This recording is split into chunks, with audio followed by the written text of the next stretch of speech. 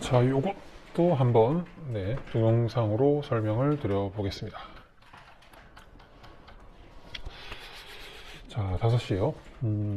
바이낸스가 위험한 다리를 건너고 있는 것 같은데 라고 제가 말씀을 드렸는데, 모르겠어요. 요즘 좀 일부러 이러나 싶은데 바이낸스가 좀 조심을 해줬으면 좋겠어요. 의도적으로 시장에 암운을 들이우는 게 아니라면 전 바이낸스가 좀 위험한 도박을 좀 그만했으면 좋겠어요.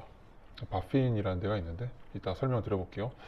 2013년도, 2014년도에는 마운틴 곡스의 사람들이 이용자가 꽤 많았어요. 2014년도에 한번 볼게요. 보면은 막 이런 글들이 올라올 시기였어요. 마운틴 곡스 BTC 매수 방법. 사실 이때 비트를 안 팔고 가만히 가지고 있으셨으면 엄청난 수익을 얻으셨겠죠. 하나독설이라는 분이 있는데, 혹시 마운틴 곡스에서 비트코인 구매하신 분 계신가요? 마운틴 곡스가 제일 큰 거래소인 것 같은데 방법 좀 알려주세요 라고 이렇게 글이 올라왔어요. 땡글에 올라왔는데, 마운틴 곡스 지금은 많은 분들이 망한 거래소라고 생각하고 계시겠지만 당시에는 진짜 꽤 많은 분들이 이용하는 거래소 중 하나였어요. 그래서 그 당시에 답변이 달렸는데, 이제는 더 이상 마운틴 곡스가 큰 거래소가 아닙니다 라고 얘기가 나왔어요. 그죠? 일단은 그 당시에 진짜 큰 거래소였어요. 어느 정도였냐, 2014년도에 전 세계 비트코인 거래의 70%를 처리하는 세계 최대 암호화폐 거래소다. 그죠?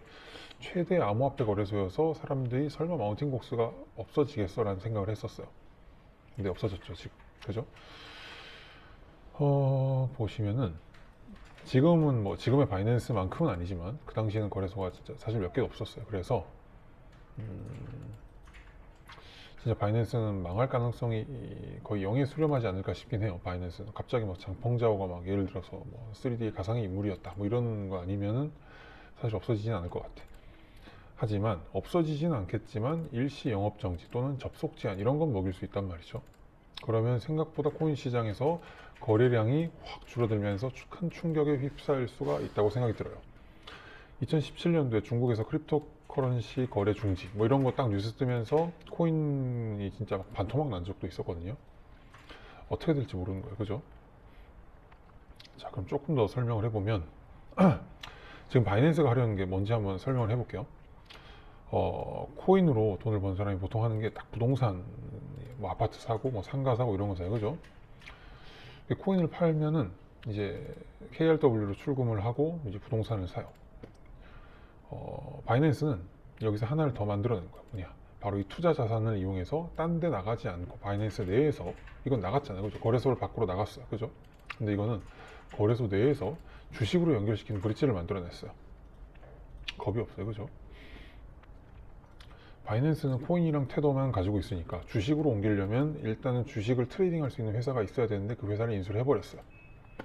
오케이, 그럼 이제 전 세계 사람들이 바이낸스 거래소에서 주식 거래소를 이용하지 않더라도 바이낸스를 쓰면 해외 주식을 정확히 따지면 보유는 아니고 시세 차익을 노릴 수 있다는 건데, 일단 거의 비슷하죠. 보유나 마찬가지니까 할 수 있게 됐어요. 그죠? 우리는 좋다라고 생각할 수 있어요. 근데 정부는 더더욱 싫죠. 정부는 싫어하지. 근데 결국은 보면 우리도 안 좋아질 수밖에 없어요. 좋은 건 딱 바이낸스밖에 없다는 거죠. 자, 여기다가 구분자를 하나 놔둬야겠다. 네, 볼게요. 예를 들면 이런 것들이 일어나요. 미국의 테슬라 100주를 가지고서 코인 100개를 딱 만들어냈어, 바이낸스가. 그죠? 그러면 이게 맞는지를 모니터링 할 수 있는 권한은 각 나라에 분산이 돼 있어요. 그럼 볼게요. 테슬라 100주를 가지고 엄청 분산을 해서 사람들이 0.01주씩, 0.02주씩 산단 말이에요. 그러면 그런 와중에 딱 감사 시즌이 됐어. 그럼 이제 독일에서 감사가 시작됐어요. 독일이 이제 딱 요청을 한 거예요. 바이낸스 씨, 우리나라에 바이낸스 유저가 이렇게 몇 명 있고 니들이 가지고 있는 실제 테슬라 주식 매칭 만지 봐주세요. 물론 이거보다 훨씬 복잡해요. 실시간으로 여기에 대해서 매칭을 해야 되는데도 불구하고 독일은 독일 것만 볼 수밖에 없어. 그러면 바이낸스는 자, 얘들이 가지고 있는 거 맞아요? 테슬라 주식 1번, 5번, 11번, 21번. 자, 요거 맞아요. 그럼 이제 독일은 맞네, 오케이, 알았어, 끝. 이렇게 주식 보유랑 이 개수가 맞네 라고 생각하고 넘어갈 수가 있는데, 실제로 이거보다 훨씬 더 복잡해요. 원래는 토큰화를 해야 되는데 여기에 대해서는 일단 나중에 설명드릴게요. 자, 그럼 미국에서 또 물어보는 거야. 야, 우리 얘들 리스트 맞아? 맞아. 1번, 5번, 11번, 21번 됐지? 좀 이상하잖아요. 그죠? 똑같은 번호를 그대로 불러줘도 얘들은 서로 남의 나라에 대해서 코인이 어떻게, 보유 주식이 어떻게 되고 있는지에 대해서 서로 열람할 권한이 없으니까 바이낸스의 손에 그냥 놀아나게 되는 거예요. 그죠? 그래서 바이낸스는 모니터링을 할 수 있는 시스템을 토큰화해서 그 토큰을 이용해서 모니터링을 할 수 있다고 해놨는데, 문제는 아직까지 모니터링이 전혀 되어 있지 않았어요. 근데도 불구하고 오픈하려고 하다가 중국 마인드, 딱 짱깨 마인드, 그죠? 하려고 하다가 독일한테 걸렸어요. 이 보세요. 옛날에 이거 딱 보니까 그 생각이 나더라고요. 야, 이번 일이랑 관계없지? 네, 관계없습니다. 그래, 열심히 하자. 딱 요 꼬라지랑 상관이 없어. 똑같아. 그죠? 우리는 이런 상황을 보면서 야, 얘들이 진짜 위험한 다리를 건너고 있다, 이런 생각을 해야 돼요. 그리고 이 거래소, 바이낸스한테 야, 너희들 좀 이상한데라고 얘기해서 경고를 날린 애들이 권한이 있더라고, 다행히. 야, 너희 거래소 좀 이상한데? 하고 철퇴를 딱 내릴 수가 있는 권한이 얘들한테 있어. 바로 바페인이라는 데한테 있어요. 근데 이 바이낸스는 이 시스템을, 이 주식 거래 시스템을 미국, 중국, 터키 빼고 다 쓸 수 있도록 열어놨어요. 중국 놈들이 만든 거래소인데 왜 중국이 빠졌을까? 아무튼 이 바핀, 여기는 독일의 연방금융감독위원회라는 곳인데, 주식 토큰에 대해서 바이낸스가 꽤나 위험한 다리를 건너고 있으니까 너희들 거기 건너지 마라는 뜻으로 모니터링을 계속하고 있고 경고를 날리고 있어요. 요거죠, 그죠?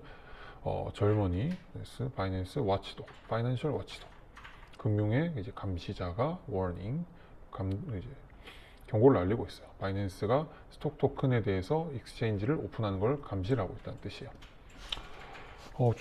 코인 거래소가 잘게 나눠서 주식을 거래하는 부분에 대해서 경고를 했는데, 테슬라, 코인베이스, 마이크로 스트래터지 이런 거를 코인화했을 때 모니터링 할 수 있는 시스템이 아직 불분명하다고 경고를 했어요.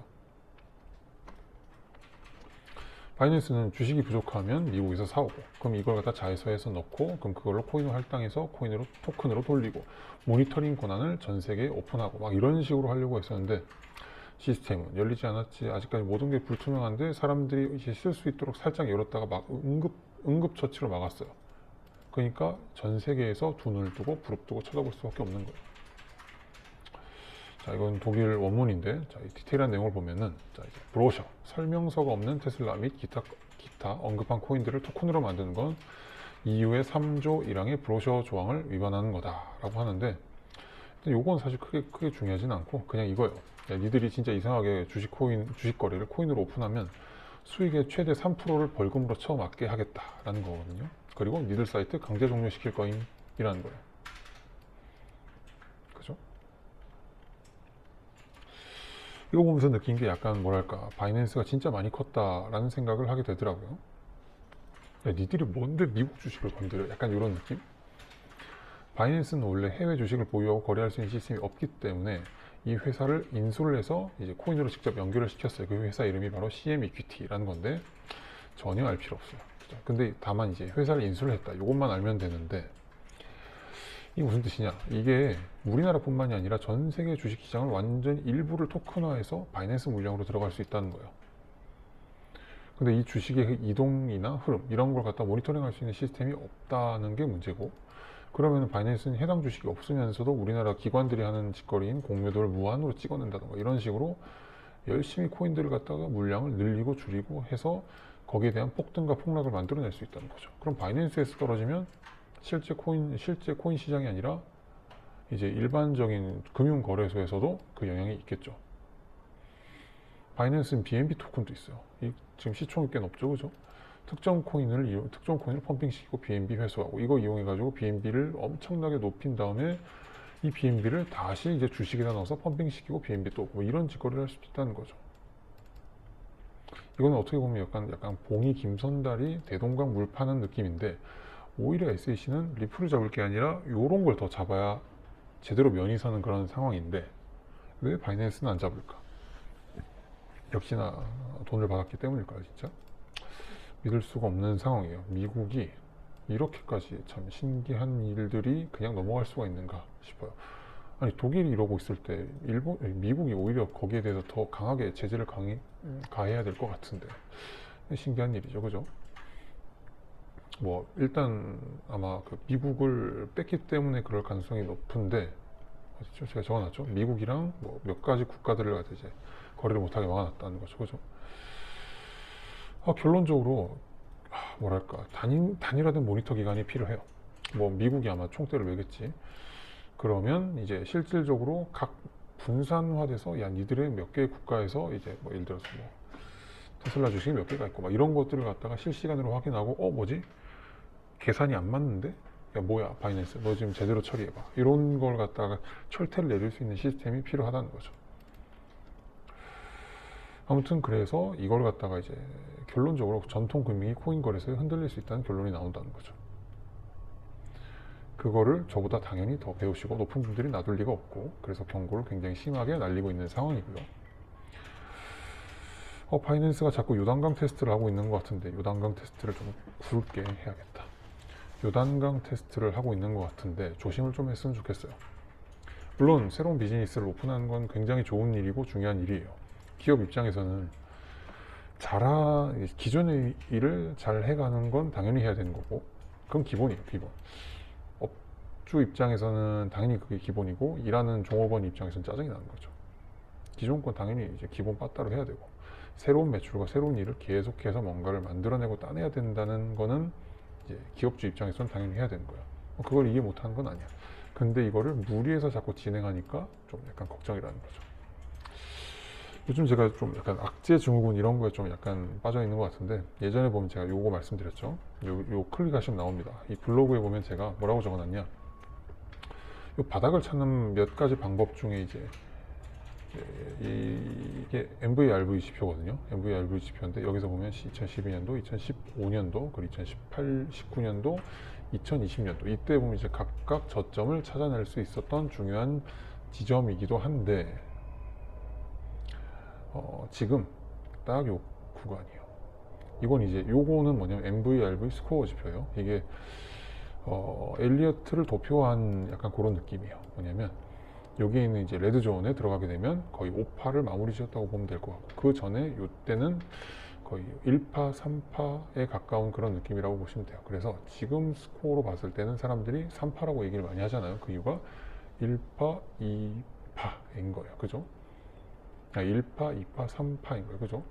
그리고 지금 4파 진행이 어떻게 되고 있는지를 사람들이 지금 조금 더 깊게 내려오지 않을까 지금 준비를 하고 있는 거고, 그래서 지금 이제 5파가 등장을 하게 되면 결국 여기는 이 레드존을 뚫겠죠. 그죠?